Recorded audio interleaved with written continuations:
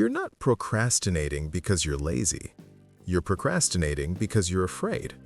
Afraid of starting. Afraid of failing.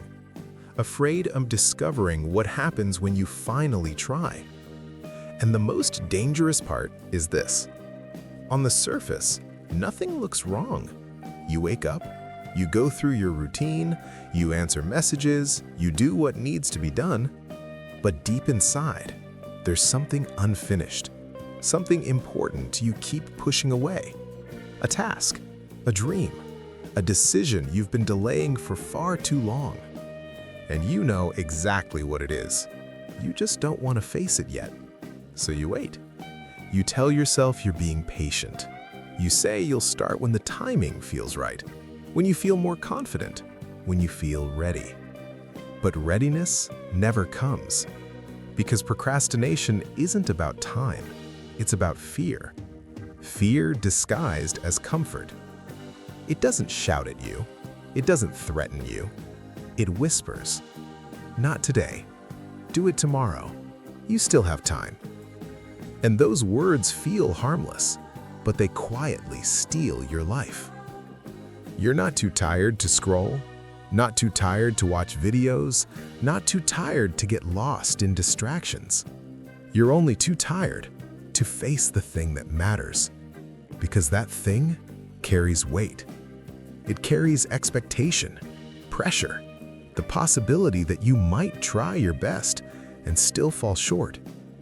So your mind protects you, not by making you stronger, but by keeping you still. You clean your room instead. You organize files, you plan the perfect schedule, you prepare endlessly. And it feels productive, responsible, but it's not progress, it's hiding. Preparation becomes a safe place to disappear, because starting means exposure. Starting means risk. Starting means there's no more someday to hide behind. One day, you finally sit down to begin. You open your laptop, you stare at the screen, and suddenly, your chest tightens. Not because the task is hard, but because it's real now. There's no fantasy left, no imagined future version of you. Just you, here, now. And that pressure feels unbearable. So your mind escapes.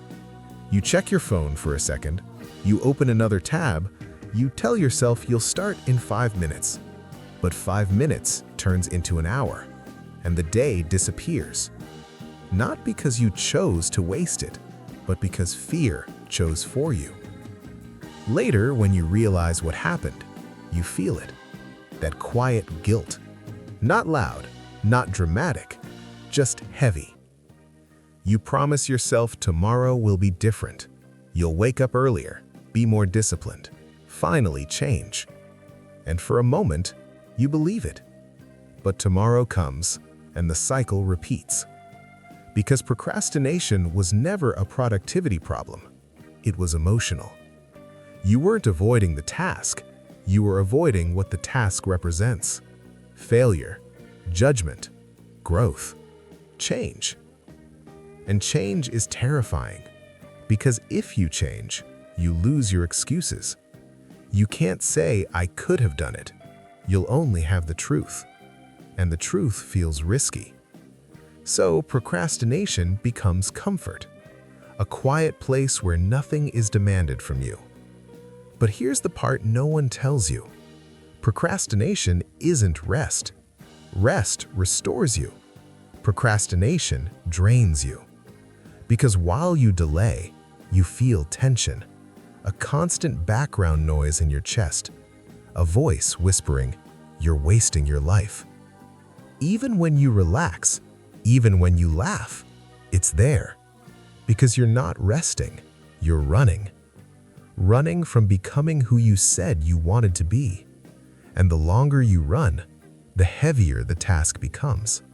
Not in reality, in your mind. Fear grows when fed with time.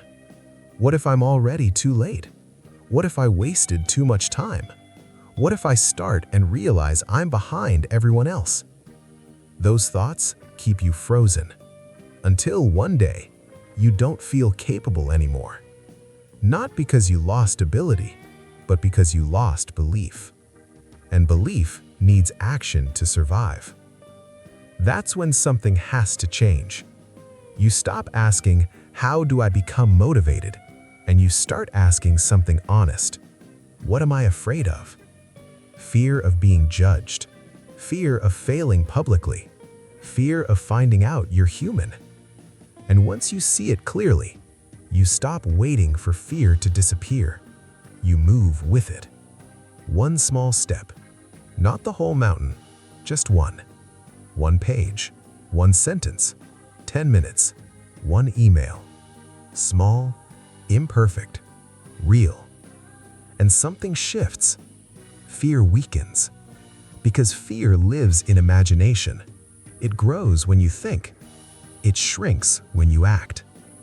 Action breaks the illusion. You don't feel confident yet, but you feel alive. You feel momentum. And momentum changes everything. Because movement restores self-respect. Procrastination turns you into a spectator. Action turns you back into the author. And you were never meant to watch your life from a distance. You were meant to build it. Yes, you will fail sometimes. You will feel uncomfortable, embarrassed, behind. But those feelings are not signs to stop. They're signs you're finally growing.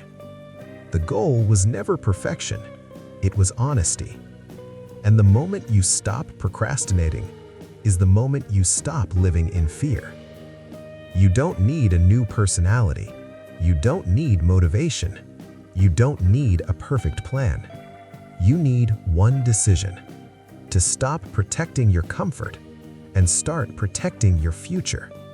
Because procrastination feels safe, but it costs you your life.